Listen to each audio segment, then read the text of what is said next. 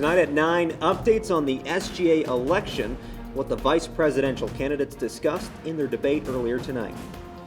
Remembering the lives that were taken Monday night at MSU, plus how those students are being honored by friends and family. And did the spy balloons float across the U.S. on accident? Find out what intelligence officials are saying. Close calls and technical issues with the Federal Aviation Administration, how this will impact air travel. And clear air today, but stormy air tomorrow. I'm tracking a pretty active weather in my full forecast ahead. Delaware County's only live television newscast from Ball State University's Unified Media Newsroom. You're watching NewsLink Indiana. Good evening. Thanks for being with us. I'm Alex Holmans. And I'm Maya Abramson. Tonight was the final night of SGA debates, and the vice presidential candidates took the floor. Yeah, NewsLink Indiana's Anna Chalker joins us in the newsroom with what they had to say. Well, Alex and Maya, many topics were discussed tonight, some that the candidates agreed need to be implemented at the university, but each candidate had specific changes they want to see. Taylor Perry with Empower wants to have more breastfeeding rooms and bring back a university daycare for students and faculty to use. She says she wants to be a voice for the student body, and one of those ways is to have mental health days added to the university calendar. Students are very overworked in general, so just having mental health days where they can recharge and rest is very important to me, and I think should be important to everyone. Current Vice President Monet Lindstrand is focusing on sustainability on campus. This includes changes at the dining halls and keeping the campus green. Lindstrand discussed how she also wants to grow the relationship and diversity in the Senate. She wants to expand that relationship to the student body as well. Really making sure that we are aware of everything people want to be working on, because we have a vast amount of resources, and I think that especially like senators don't realize that they have this great opportunity in certain people they can talk to, and we would love to kind of bridge that gap. Now that you've heard from both tickets, it's time for your vote. The ballot opens next Monday, February 20th at 8 a.m. and closes Tuesday the 21st at 5 p.m. Live in the studio, Anna Chalker, NewsLink, Indiana. All right, Anna, thank you so much, and beautiful day today. Oh, just wonderful. The good news is it's the pick day of the week. It's just perfect. Yes. All right, now let's look over to see what we have heading forward. Yeah, it was absolutely phenomenal, and the day you voted for still warm south and east of I-69. Look at those 58s still near the Ohio River. And look at how we were the past 5 days. Absolutely phenomenal. Above average was the norm. And look at that 66 right there. But I'm telling you, we're in for a reality check. First, some winds pick up. We're looking at some very strong storms potentially tomorrow. And then temps take a tumble. I'll have all the details on that in my full forecast. All right, Ryan, thank you so much. Family, friends, and classmates are sharing their memories of the 3 Michigan State University students killed in Monday night's mass shooting on campus. That's right. Now, one of those classmates is all too familiar with gun violence in schools because she survived 2 mass shootings in 15 months. This is as investigators work to piece together the means and motive behind the deceased gunman's rampage. Chris Wynn has the latest. A star athlete, a leader, pure in heart. Words used to describe 3 students killed in a mass shooting Monday night at Michigan State University. 20-year-old sophomore Brian Frazier was remembered Tuesday night at a church in his hometown of Grosse Pointe, Michigan. President of the Michigan Beta chapter of Phi Delta Theta, Frazier was praised as a leader and great friend. 19-year-old sophomore Ariel Anderson called simply pure with a gentle laugh by her aunt on Instagram. Anderson was attending MSU to pursue a career as a surgeon. 20-year-old junior Alexandria Verner, known at her former high school as a top athlete and role model. She was a gift to this place, to us. I didn't think it was real, honestly. MSU classmate Ava Ferguson is reliving the trauma of her second school mass shooting. She was at Oxford High in 2021 when a gunman killed 4 people and injured 7 others. It was like traumatizing all over again. I'm still a little shaken up by it. It was just horrifying. MSU police say Monday's shooter, 43-year-old Anthony McRae, shot himself during a confrontation and died. Investigators say a 2-page note in McRae's pocket referenced 2 New Jersey schools, and a source said it mentioned past active shooter situations as well. I'm Chris Wynn reporting. Now, the gunman's note also reportedly said there were others like him who might incite violence at other schools. That from a source familiar with the investigation. Campus classes and activities are on hold until Monday.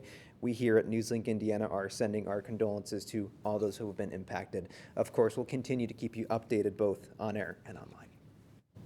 Developments from intelligence officials have been released, exploring the possibility that the Chinese spy balloon may have drifted over the U.S. by accident. That's according to multiple people briefed on the intelligence. Officials had been monitoring the balloon since it lifted off from Hainan in China last month. They expected it to head toward Guam, but it unexpectedly went north instead and crossed into Alaska, Canada, and the U.S. Beijing has insisted the balloon was a civilian craft that was diverted off course by strong winds. Well, the nation's top aviation official talked about the safety risks in complacency in the Senate hearing today following a series of close calls and technical issues impacting U.S. air traffic. Mike Valeria has the latest on how the FAA is addressing key safety concerns amid mounting criticism. The acting head of the Federal Aviation Administration ordering a sweeping review of the agency following near collisions, Delta 1943, cancel takeoff clearance. Close calls. It was very close, and we believe less than 100 feet. And a crippling computer outage that temporarily grounded flights nationwide last month. We're missing the first week for a funeral. Appearing before the Senate Commerce Committee Wednesday, acting FAA Administrator Billy Nolan says air travel has never been safer, but acknowledged the problems plaguing the aviation industry. And I say to the American public that we are safe. The answer is that we are. If the question is, can we be better? The answer is absolutely. Nolan said accelerated efforts to upgrade the NOTAM safety messaging system that failed in January will mostly be completed by mid-2025, but said that vulnerabilities remain in that system, which is responsible for providing pilots with critical pre-flight safety information. Could I sit here today and tell you there will never be another issue on the NOTAM system? No, sir, I cannot. Recent near collisions that have also raised concerns, including one between a FedEx cargo plane and a Southwest jet in Austin last week, are currently under investigation, but Nolan says FAA safety measures prevented potential disasters. When we think about the controls, how we train both our controllers and our pilots, the system works as it's designed. Yet Nolan says sustaining and implementing these systems means a lot of work ahead. Recent events remind us that we cannot and must not become complacent and must continually invest in our aviation system. I'm Mike Valerio reporting.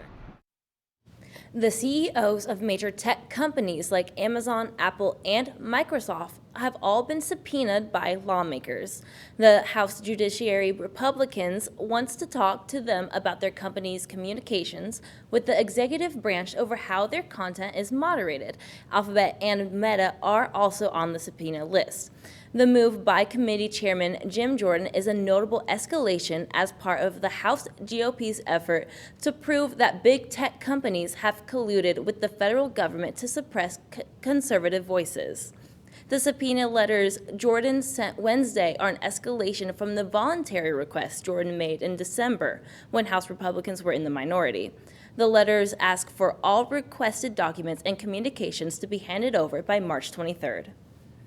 Well, there's plenty more to get to on NewsLink Indiana. After the break, learn when and why the federal government might have to default on its debt.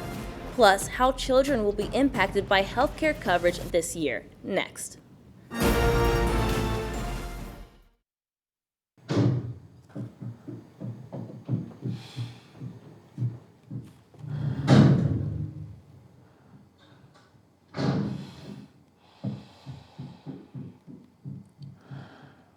I love you!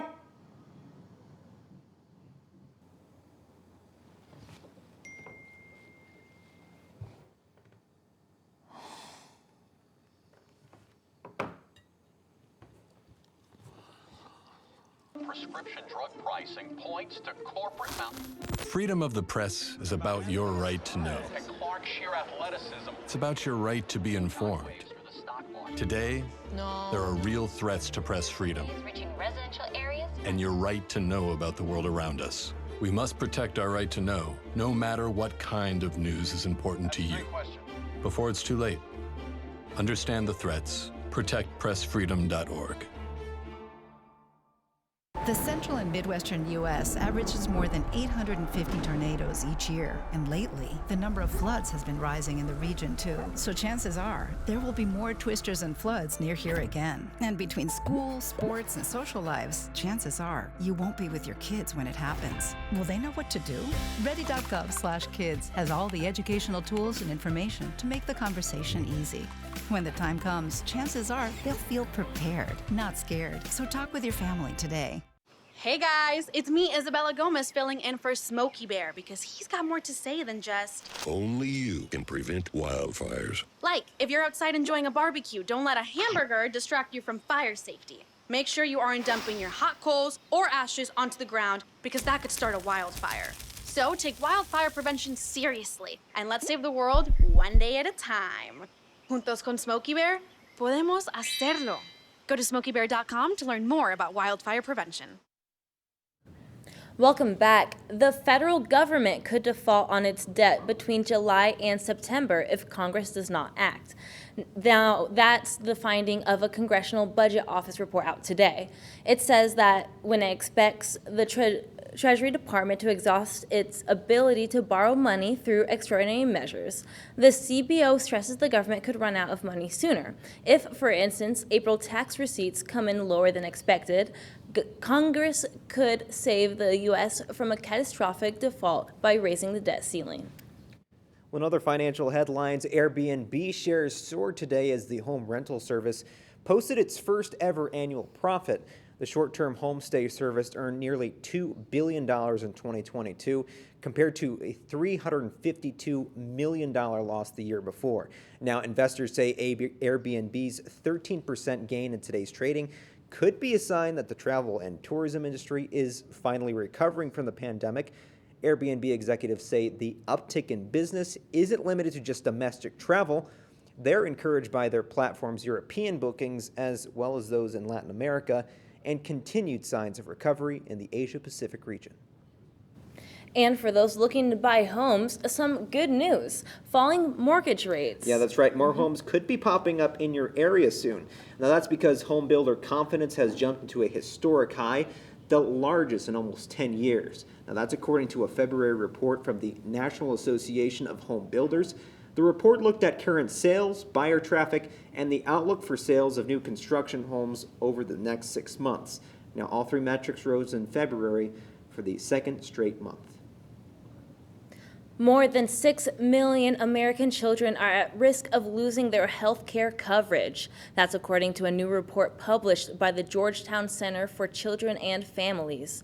Once states restart their reviews of recipients' eligibility, it says that by this spring, as many as 6.7 million children could lose their coverage through Medicaid and the Children's Health Insurance Program, or CHIP. Medicaid enrollment ballooned during the pandemic thanks to an early COVID-19 pandemic relief provision passed by Congress. More than 42 million children were covered by Medicaid and CHIP as of August. Now, a group of women is suing hair product company Olaplex. The group of almost 30 plaintiffs claims that the company's products caused hair loss, breakage, and other problems. Now, they claim the company uses ingredients known to cause allergic reactions and are banned in Europe. Olaplex fired back, saying independent labs have proven its products are completely safe. The women are seeking more than $75,000 in damages. Thundery Thursday coming on up. After the break, I've got some pretty wild and active weather, how active it's going to get, and where in my full forecast. After the break.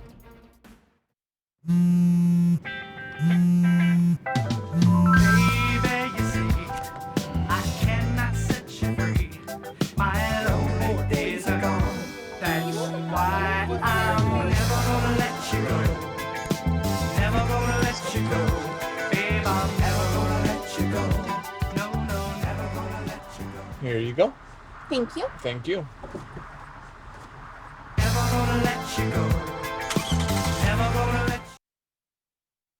think it's just vapor with flavor. It won't hurt my kid like cigarettes, right?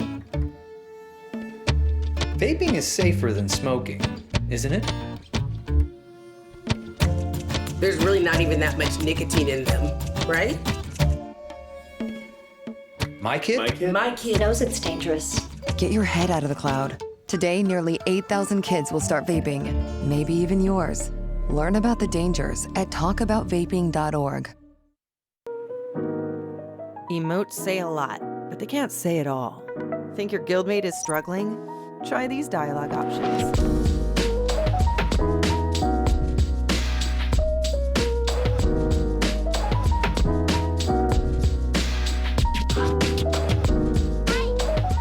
Go beyond emotes.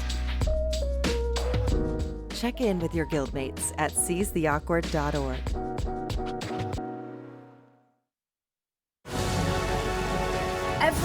Every day, Millions of people are connecting and even though we're overcoming obstacles, Watching each other's backs, and banding together. we should still make an effort We should still make an to effort. get to know each other. On a deeper level. Father, Cosplayer, mentor. actor. It's time we take a step forward It's time we take a step forward. Come together. and discover How accepting our differences can make us stronger.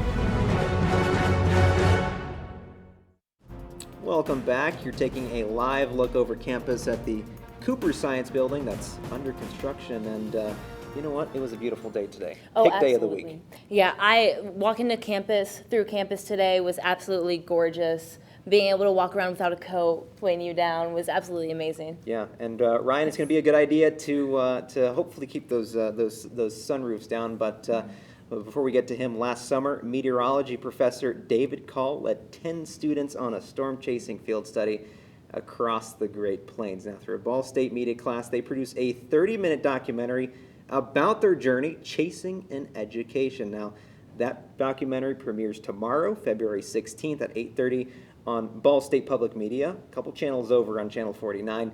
And our weather forecaster, Ryan Hill, was on that trip. Ryan, let's see how the weather's looking that week. Woo! Yeah, we made it! Oh my gosh. How about this weather though? Phenomenal as that trip we just showed here on our air. But folks, clear as a bell, no storms to talk about yet. But I do have that later on. Right now, very clear. You'll have to go all the way to Kansas City to see any precip at all. And meanwhile, we've got these phenomenal temperatures, still got some staying power south and along I-70. But that cold front, it's a little interesting. We got to 66, folks. It was so fantastic. We tied a record. The last time we hit it was in the groovy 70s in 1976. So got that not only that warm weather vibe, but maybe even a bell-bottom vibe. But wow, let's face it, we're still over a month from spring, 33 days. Incredible. And we're going to continue that for at least just a little bit into the next day. 42 for an overnight low tonight under light northeast winds and initially under partly cloudy skies, but those clouds are going to increase and so will the winds. And as we move through tomorrow, we pick up those rain chances and those temperatures for one final time. We make it to 56 degrees in the evening, but that's also where we have a threat of severe thunderstorms from the Storm Prediction Center. This gold area right here, Cambridge City up to Richmond, you are under a level 2 out of 5, meaning scattered damaging winds in excess of 60 miles an hour are possible from thunderstorms. That's the key threat from these storms, really. And in this darker green, the 1 out of 5, it's a marginal risk where we could see more isolated storms. A storm or two could become severe. Still, keep an eye out for that. Use your phone. We just had a spot about that. Very important to keep an eye on emergency alerts should a severe thunderstorm warning be issued and know what to do. Also, keep tuned to our Twitter and Facebook at NLI Weather for more details there. We'll move along and track this out. We have some pretty nasty weather even to start the day, some pretty heavy rain, and then some folks are going to see some pretty nasty thunderstorms as we work our way through the evening hours. And then look at that, snow showers, maybe snow flurries. So that's part of that reality check, that big roller coaster in our weather as we roll down into the 30s by Friday.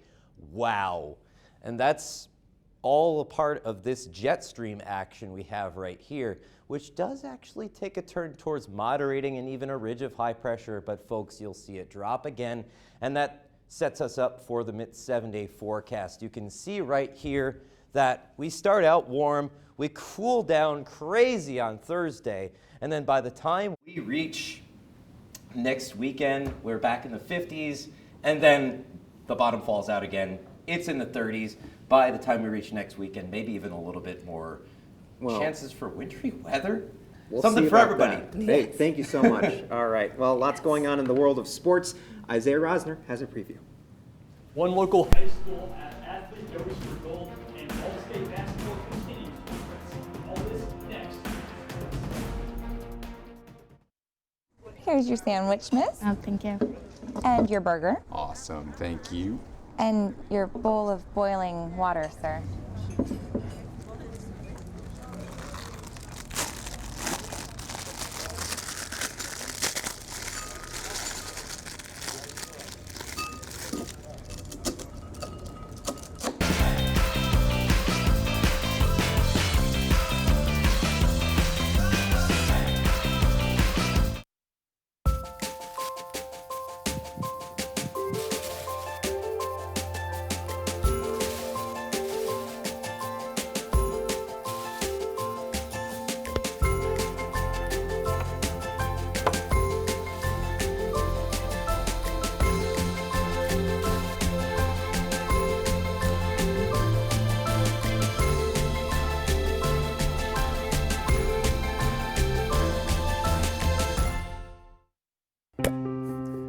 After retiring from the NFL, I've been able to spend a lot more time coaching my daughter's basketball teams. It's something I love to do. Through our games and our tournaments, we see all types of coaching, good and bad. And it begs the question, do we really know who's coaching our kids? Do they have the proper training and screening it would take for me to be comfortable with my daughters playing for that coach?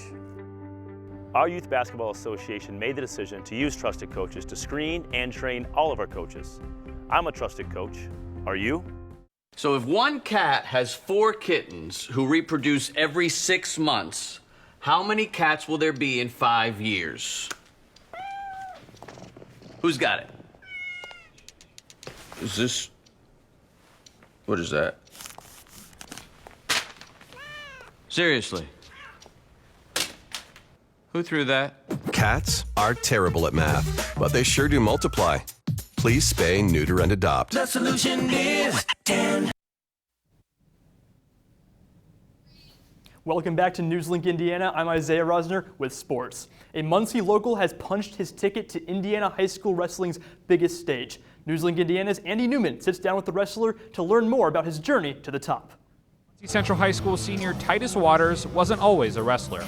I used to play basketball, but then I stopped doing it in middle school, and my brother was a year younger than me. Then when he came up, he saw a flyer and he said he wanted to do it, so I said I'd do it with him. Now, that's the only thing he wants to do. It started last year when I lost to semi-state by a point, and then I was really upset with that result. Then all off season, I was on the mat from the day after semi-state. I didn't take time off after the season was over. I kept grinding the whole time. Then when sectional started, it was like a man on a mission. A man on a mission to win an IHSAA heavyweight wrestling state title, and well on his way. We go up to the Fort Wayne semi-state, and I was able to end up winning at the heavyweight weight class. I pinned my first 2 kids, won a 5-2, 5-3 match against a returning state placer, and then I ended up pinning the dude in the finals. It was pretty awesome. Waters' first place semi-state finish is no surprise for head coach A.J. Bradley. Started with last year after his loss at semi-state and the way he reacted, and he looked at me and he said it wouldn't happen again, and he took it to heart, and he's the hardest worker in the room, and he's been that way all summer. So I'm not surprised at all that he qualified for state. As Waters readies for a state championship run, he reflects on the support from the Muncie community and what that can mean for his program. I'm really proud of it, but I'm just glad it's building up the program, because it's not just Muncie Central Wrestling, it's Muncie Wrestling, so I just want more people to get bought into it, because Bradley's building something good here. As state draws closer, Waters expresses his mentality as he heads into the final wrestling match of his high school career. I want to win the whole thing, but at the end of the day, I just want to wrestle my match. I don't want to change up and wrestle the way someone wants me to wrestle. I just want to leave it all out there, and then don't got another chance in high school, so might as well leave it all out there. As long as I do that, nothing to be ashamed of. Waters could be the first Bearcat to place at state since 2007 as he looks to win it all as play opens up in the first round this Friday at Gainbridge Fieldhouse in downtown Indianapolis. In Muncie, Andy Newman, NewsLink, Indiana. As Titus Waters dominates the competition, Ball State men's basketball continued to do the same. Yesterday, the Cardinals face off against a fellow MAC foe in the Northern Illinois Huskies inside Worthen Arena. 5 Ball State players finish with double-digit points as they defeat the Huskies with a final score of 87-77. Sophomore Peyton Sparks leads the Cardinals with 20 points and 16 rebounds. The Cardinals look to extend their win streak to 7 as they travel to Western Michigan this Saturday. With the men's team soaring this season, the women's team also commanding the competition. The Cardinals take on the Ohio Bobcats tonight inside Worthen Arena. Ball State looks to improve to 12-1 in the Mid-American Conference for the first time in program history. The Bobcats, on the other hand, look to get some momentum towards the end of the season. Ohio sits at 5-18 and 3-9 in the MAC. That matchup wraps up tonight as Ball State wins with a final score of 78-53. And man, what a great time to be a Ball State sports fan. Man, just both of our basketball teams playing phenomenally well right now. Well, very excited for it. Hey, Isaiah, thank you so much. Thank you so much. Now we have your anchor picks after the break. Plus, one last look at your forecast. Stay with us.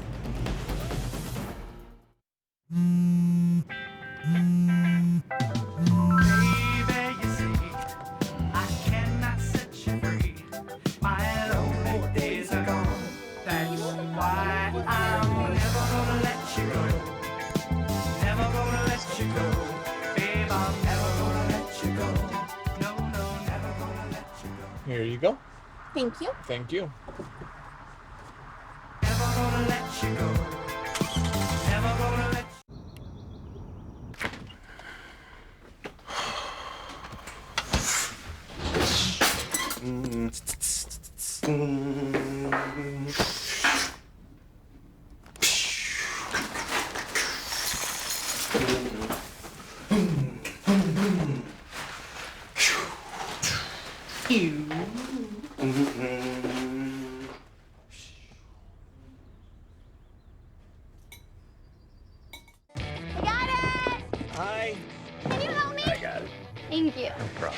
Just like the rules to surviving Zombieland, there are steps you can take to be prepared for an emergency. It's the right thing to do. Talk with your family to make a plan.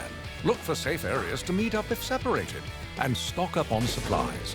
It's never too early to get prepared, so start now. Right now?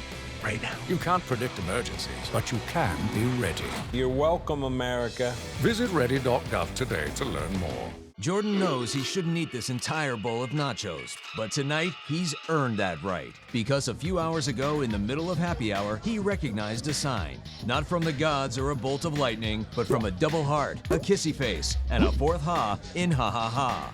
That's when Jordan knew he was buzzed. So when it was time to go, he got a ride home instead of driving. Be a legend like Jordan. Recognize your buzzed warning signs and get a ride home. Buzz driving is drunk driving. Welcome back. Yesterday, officials in Illinois honored a 111-year-old woman for her long record of voter participation.